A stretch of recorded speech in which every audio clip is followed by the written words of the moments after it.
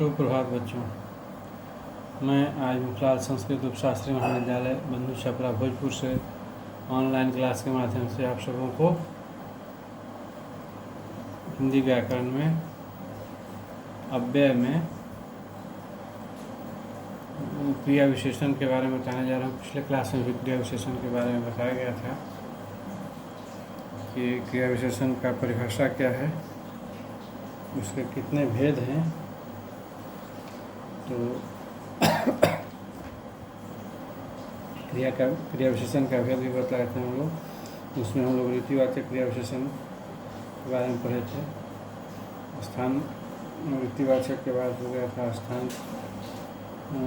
स्थानवाचक क्रिया विशेषण का, कालवाचक का, परिणामवाचक का, ये सब हम लोग पढ़े थे। इसमें क्रिया विशेषण के भेद प्रयोग के अनुसार, रूप के अनुसार और अर्थ के अनुसार अलग अलग होता है। प्रयोग के अनुसार साधारण, संयोजक और अनुबंध तीन तरह के होते हैं। रूप के अनुसार क्रिया विशेषण, मूल क्रिया विशेषण, यौगिक क्रिया विशेषण और स्थानीय क्रिया विशेषण होते हैं। और अर्थ के अनुसार जो है प्रकार के होते हैं, परिणामवाचक क्रिया विशेषण और रीतिवाचक क्रिया विशेषण। अब परिमाणवाचक के भी 5 भेद होते हैं। अधिकता बोधक, न्यूनता बोधक, पर्याप्ति वाचक क्रिया विशेषण, तुलनावाचक क्रिया विशेषण और श्रेणीवाचक क्रिया विशेषण। तो प्रयोग के अनुसार जो क्रिया विशेषण के 3 भेद हैं, जैसा बताए हम, साधारण, संयोजक और अनुबद्ध। अब ये तीनों क्रिया विशेषण किससे कहते हैं? साधारण क्रिया विशेषण, संयोजक क्रिया विशेषण और अनुबद्ध क्रिया विशेषण। तो है कि जिन क्रिया विशेषणों में प्रयोग किसी वाक्य में स्वतंत्र होता है उन्हें साधारण क्रिया विशेषण कहा जाता है। जैसे इसका उदाहरण की एगो लीजिए आप, हाय अब मैं क्या करूं। दूसरा उदाहरण, बेटा जल्दी आओ। तीसरा, अरे सांप कहाँ गया। तो यह था साधारण क्रिया विशेषण का उदाहरण। और दूसरा इसमें संयोजक क्रिया विशेषण बताया गया था प्रयोग के अनुसार। तो इसका परिभाषा है कि जिन क्रिया विशेषणों का संबंध किसी उपवाक्य से रहता है उसे हम संयोजक क्रिया विशेषण कहते हैं। जैसे, जब रोहिताश्व ही नहीं तो मैं ही जी कर क्या करूँगी। जिसमें जब जो है, जब जो शब्द है वह संयोजक क्रिया विशेषण कहा जाएगा। इसी प्रकार है कि जहाँ अभी समुद्र है वहाँ किसी समय जंगल था।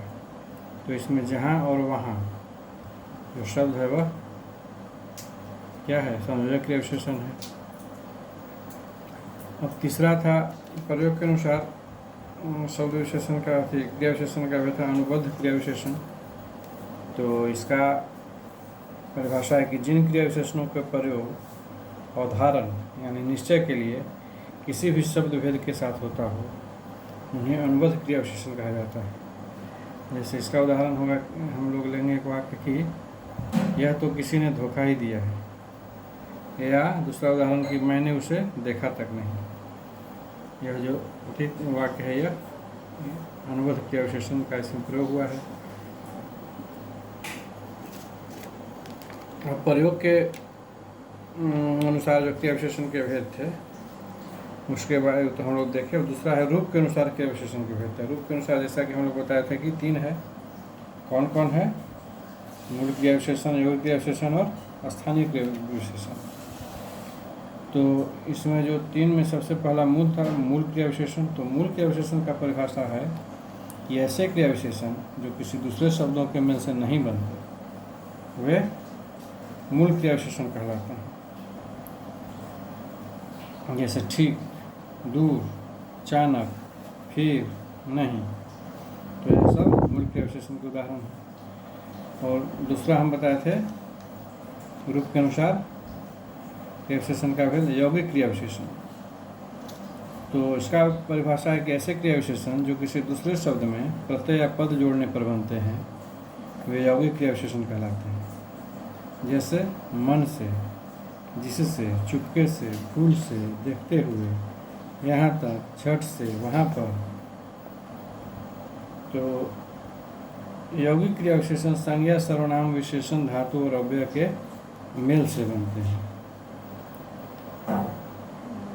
यह जो क्रिया विशेषण है, यौगिक क्रिया विशेषण, यह शब्दों के मेल से बनते हैं। कौन कौन से?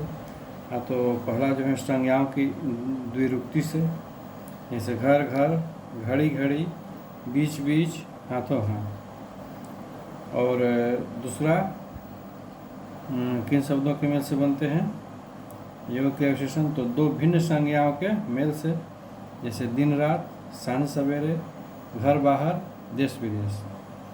और तीसरा है कि विशेषणों की द्विरुक्ति से भी, के शब्दों के मेल से भी यौगिक क्रिया विशेषण बनते हैं। जैसे इसका शब्द है उदाहरण, एक एक, ठीक ठीक, साफ साफ। इसी प्रकार चौथा है शब्द कि क्रिया विशेषणों की द्विरुक्ति से भी, द्विरुक्ति शब्दों के मेल से भी यौगिक क्रिया विशेषण बनते हैं। जैसे धीरे धीरे, जहाँ तहाँ, कब कब, कहाँ कहाँ।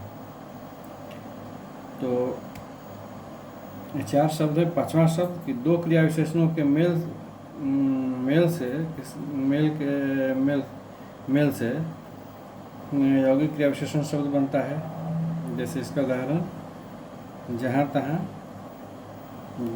जहाँ कहीं, जब तब, जब कभी, कल परसों, आसपास। तो यह था दो क्रिया विशेषणों के मेल से। अब है कि दो भिन्न या समान क्रिया विशेषणों के बीच न लगाने से भी, जैसे कभी न कभी, कुछ न कुछ। और इससे आगे है कि अनुकरणवाचक शब्दों की द्विरुक्ति से भी यौगिक क्रिया विशेषण बनता है। जैसे पट पट, तड़ तड़, सटासट, धड़ाधड़। और अगला इसका अर्थ है कि संज्ञा और विशेषण के योग शब्दों के मेल से भी यौगिक क्रिया विशेषण बनता है। जैसे एक साथ, एक बार, दो बार इत्यादि। और है कि अव्यय और दूसरे शब्दों के मेल शब्दों से भी यौगिक क्रिया विशेषण शब्द बनते हैं। जैसे प्रतिदिन, यथाक्रम, अनजाने, आजन्म। और एक और है कि पूर्वकालिक कृदंत और विशेषण के मेल से भी यह बनता है। जैसे विशेष कर, बहुत कर, मुख्य कर और एक एक कर। तो यह था यौगिक क्रिया विशेषण के बारे में। अब रूप के अनुसार जो तीसरा भेद था क्रिया विशेषण का, वह था स्थानीय क्रिया विशेषण। उसका परिभाषा है कि ऐसे क्रिया विशेषण जो बिना रूपांतर के किसी विशेष स्थान में आते हैं वह स्थानीय क्रिया विशेषण कहलाते हैं। जैसे वह अपना सिर पढ़ेगा, इसमें सिर जो है वह स्थानीय क्रिया विशेषण होगा। अब प्रयोग के अनुसार, रूप के अनुसार इसका भेद देखें क्रिया विशेषण का हम लोग। अब अर्थ के अनुसार भी देखेंगे। तो अर्थ के अनुसार दो गो है, परिणामवाचक क्रिया विशेषण और रीतिवाचक क्रिया विशेषण। परिणामवाचक के भी 5 गो भेद हो गया, अधिकता बोधक, न्यूनता बोधक, पर्याप्ति बोधक, तुलनावाचक, श्रेणीवाचक क्रिया विशेषण। तो हम लोग यही देखेंगे। तो परिणामवाचक क्रिया विशेषण के क्या है, इसमें अधिकता बोधक होता है। जैसे बहुत, अति, बड़ा, बिल्कुल, सर्वथा, खूब, निपट, अत्यंत, अतिशय। यह परिणामवाचक का जो 5 को भेद हुआ अधिकता बोधक, उसका उदाहरण था। अब दूसरा इसका भेद है परिणामवाचक का न्यूनता बोधक। तो उसका उदाहरण है कुछ, लगभग, थोड़ा, टूक, प्रायः, जरा, किंचित। यह न्यूनता का बोध करता है, चल इस कारण से इसको न्यूनता बोधक कहते हैं। अब इसी में तीसरा था परिणाम का वाचक का तीसरा भेद था पर्याप्तिवाचक। तो इसका उदाहरण है केवल, बस, काफ़ी, यथेष्ट, चाहे, बराबर, ठीक, अस्तु। और चौथा भेद था इसका परिणामवाचक का तुलनावाचक। तो इसका उदाहरण है अधिक, कम, इतना, उतना, जितना, कितना, बढ़कर। और इसका पांचवा जो था उदाहरण भेद परिणामवाचक का वह था श्रेणीवाचक। तो श्रेणीवाचक का जो उदाहरण है श्रेणीवाचक का तो वह है थोड़ा थोड़ा, क्रम क्रम से, बारी बारी से और तिल तिल, एक एक कर, यथाक्रम। यह था आपको कौन श्रेणीवाचक। अब जो है अर्थ के अनुसार बताए थे कि दो भेद हैं क्रिया विशेषण का, परिमाणवाचक और रीतिवाचक। तो परिमाणवाचक के जो 5 भेद था वो देखे। अब रीतिवाचक के बारे में हम देखेंगे। तो रीतिवाचक क्रिया विशेषण, इसमें इस क्रिया विशेषण की संख्या गुणवाचक विशेषण की तरफ बहुत अधिक है। जैसे गुणवाचक में बहुत था उसी प्रकार ऐसे क्रिया विशेषण प्रायः जो है बहुत सारे अर्थ है जिसमें आता है।